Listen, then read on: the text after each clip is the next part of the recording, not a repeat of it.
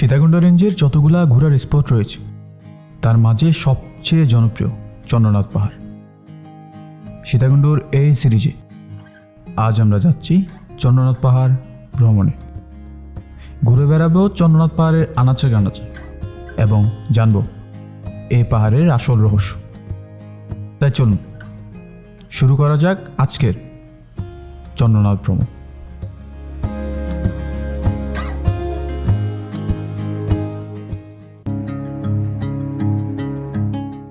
সীতাকুণ্ড যাওয়ার ক্ষেত্রে আমরা আমাদের যাত্রা শুরু করেছিলাম চট্টগ্রামের একে খান বাস স্ট্যান্ড থেকে।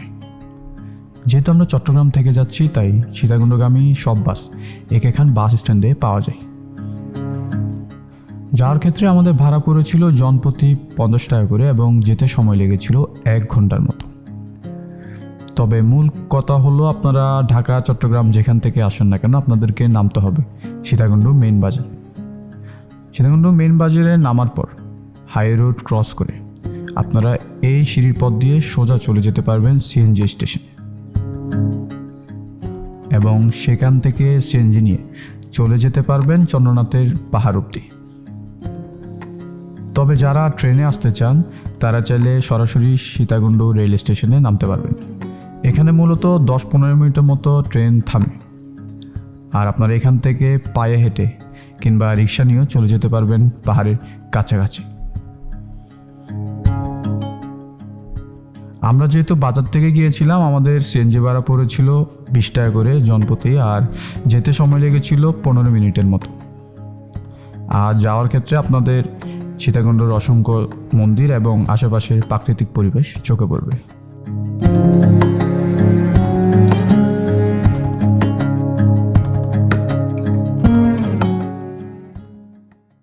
আমরা সিএনজি থেকে এই জায়গায় নামছি। আমাদের ট্রেকিং এখান থেকে শুরু, আর আপনারা এখান থেকে চাইলে বাসও নিয়ে নিতে পারেন। আমার বাস 30 টাকা দিয়ে কিনবেন, এটা আমাকে আবার দিয়ে দিবেন, আপনাকে 20 টাকা দিয়ে দিব, 10 টাকা ভাড়া রাখবো। বাসের ভাড়া 10 টাকা? হ্যাঁ 10 টাকা। আচ্ছা ঠিক আছে। এখন 30 টাকা জমা রাখি, ফেরত দিলে 20 টাকা দিয়ে দিই, 10 টাকা ভাড়া রাখি।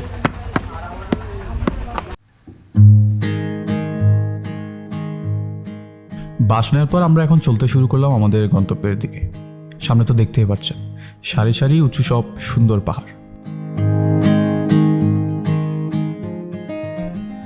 আর যার ক্ষেত্রে আপনারা চাইলে এই দোকানে আপনাদের দুপুরের খাবারও অর্ডার করে দিয়ে যেতে পারেন।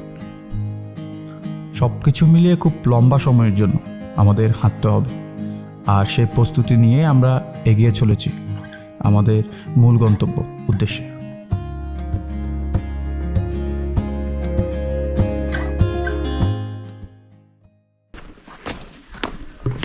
আমরা অনেকে সীতাকুণ্ড ঘুরতে আসি, কিন্তু আমরা আসলে সঠিক জানি না সীতাকুণ্ড নামটা কিভাবে উৎপত্তি লাভ করছে। আর এখন আমরা যাচ্ছি যে কুণ্ড থেকে সীতাকুণ্ড নাম হয়েছে সেই কুণ্ডটা দেখার জন্য।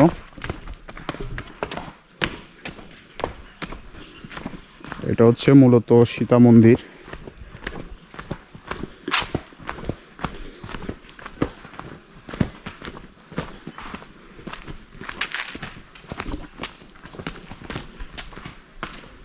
আর এটাই হচ্ছে সে কুণ্ড যে কুণ্ড থেকে জায়গার নাম সীতাকুণ্ড হয়েছে। এই পাশ থেকে যে পানিগুলো আসতেছে ওইটা মূলত চন্দ্রনাথের পাহাড়গামা পানি। একটা ছোট ঝিরি আছে যে পাশ দিয়ে ঝর্ণার পানিটা আসতেছে। আর এটা হচ্ছে লক্ষণ কুণ্ড, এখানে লেখা আছে শ্রী শ্রী রাম লক্ষণ কুণ্ড। অর্থাৎ এখানে দুইটা কুণ্ড দেখতে পাবেন, একটা হচ্ছে সীতাকুণ্ড আর একটা হচ্ছে রাম লক্ষণ কুণ্ড। আর এই সীতাকুণ্ড নামের উৎপত্তির পিছনে একটাই কারণ, সীতা দেবী এই কুণ্ডে স্নান করতেন বলে, আর এই সীতা দেবীর নাম অনুসারেই এই জায়গার নামটা সীতাকুণ্ড হয়েছে। আর এই যে সীতা মন্দির। এখান থেকে আমরা আবার রওনা দিলাম। বুঝতেছি না ঠিক কতক্ষণ হাঁটতে হবে আমাদের।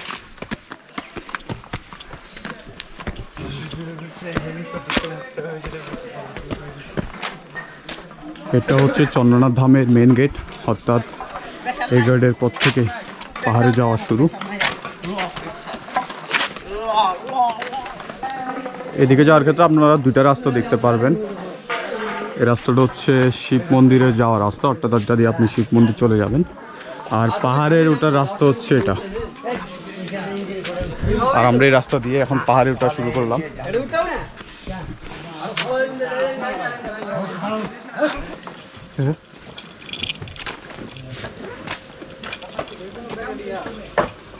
তো এই মুহূর্তে আমরা 20-25 মিনিট ধরে হাঁটতেছি। বেসিক্যালি এখন আমাদের মেন টার্গেট হচ্ছে এই যে দূরে পাহাড় দেখা যাচ্ছে, ওই পাহাড়ের উপর হচ্ছে বীরপক্ষ মন্দির। আর বীরপক্ষ মন্দির থেকে চন্দ্রনাথে যাব।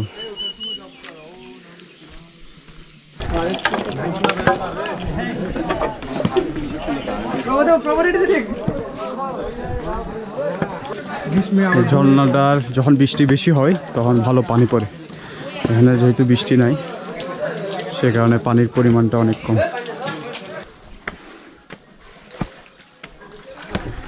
বেশ কিছু দূর হাঁটার পর আপনারা দুইটা রাস্তা দেখতে পাবেন। এটা হচ্ছে হাতের ডানে, এটা দিয়ে বেসিক্যালি নামার ক্ষেত্রে ব্যবহার করব আমরা, আর এটা হচ্ছে হাতের বামে। ওটার ক্ষেত্রে সবসময় আপনারা হাতের বামের রাস্তা ধরে উঠবেন, কারণ এদিকে মেঠো পথ বেশি আর সিঁড়িও কম, সেখানে সময় কষ্ট দুইটাই অনেক কম লাগে।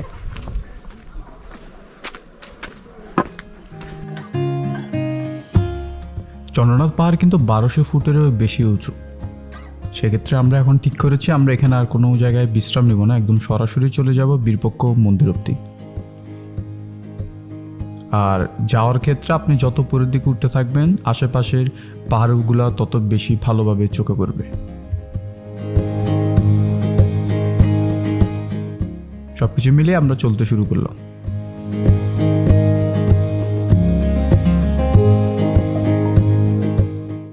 ফাইনালি আমরা প্রায় একদম নিচ থেকে একটু কাছটা আমাদের 40 মিনিটের মতো লাগছে। আর এখন আমরা আছি বীরপক্ষ মন্দিরে।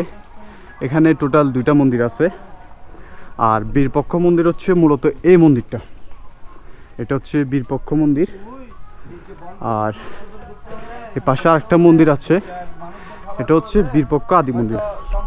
অর্থাৎ এখানে সর্বমোট 2টা মন্দির আছে, একটা বীরপক্ষ আর একটা হচ্ছে বীরপক্ষ আদি মন্দির। আর এই মুহূর্তে আমরা বীরপক্ষ মন্দিরের আশেপাশটা এবং মন্দিরটা একটু ঘুরে দেখব।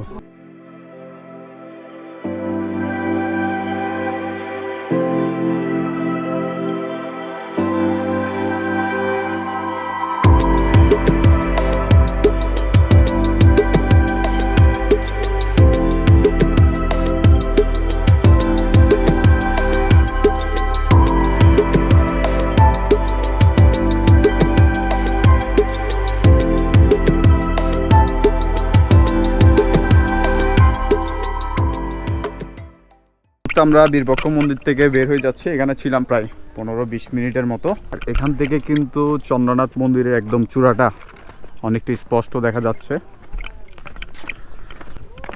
দেখি যেতে কতক্ষণ সময় লাগে।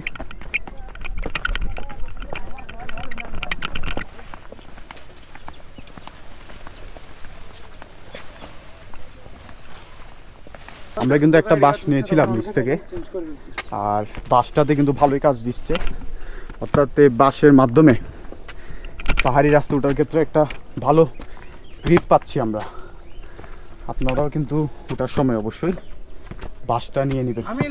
ওটা এবং নামার ক্ষেত্রে 2 জায়গাতেই মোটামুটি বাসটা ভালোই কাজে লাগবে।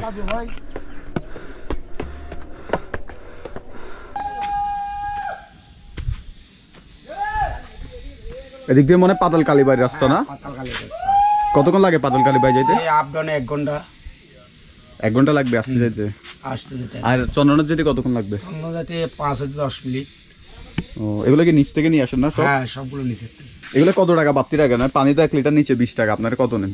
আমরা এখানে 40 টাকা বেশি, 50 টাকা বেশি ক্যারিং করো, সেটা হিসাব করে। যেহেতু নিচের থেকে আনেন একটু মানে কষ্ট হয়, সেই হিসেবে নেন আর কি। একবার মাল আনে 500 টাকা, তো 500 টাকা গুলো তো আমরা মালের ভিতরে তো ইয়া করে লইতে হবে।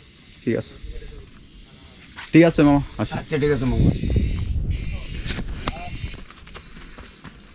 আর এতটুকু উঠতে আমাদের প্রায় টাইম লাগছে 1 ঘন্টা 20 মিনিট, যেহেতু আমরা রেস্ট নিয়ে উঠতেছি। इस शक्ल देख कर पेड़ नहीं होगा तो किससे होगा?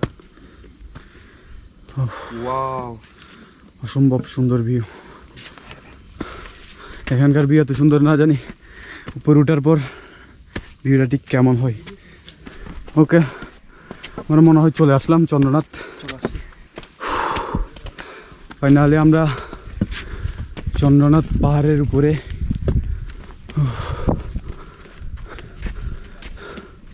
ছবি তোলার জন্য সবার পছন্দের গাছ।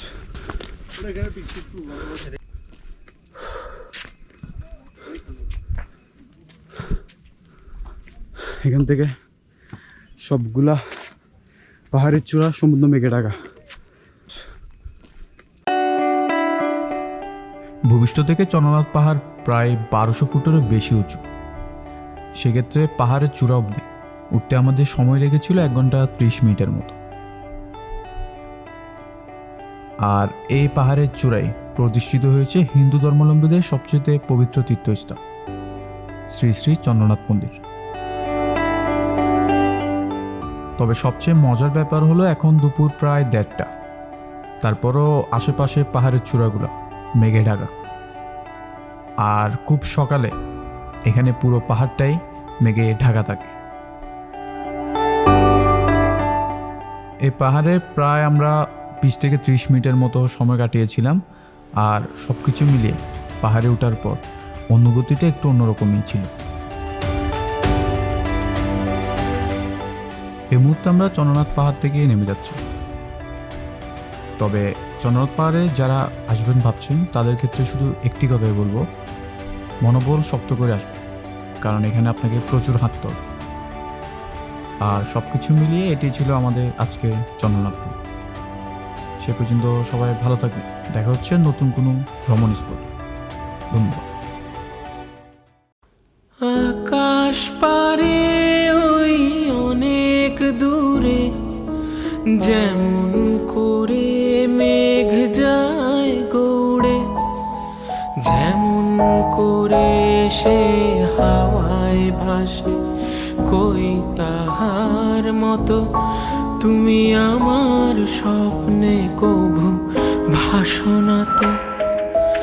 অলির কথা শুনে বকুল হাসে, কই তাহার মতো তুমি আমার কথা শুনে হাসো না তো।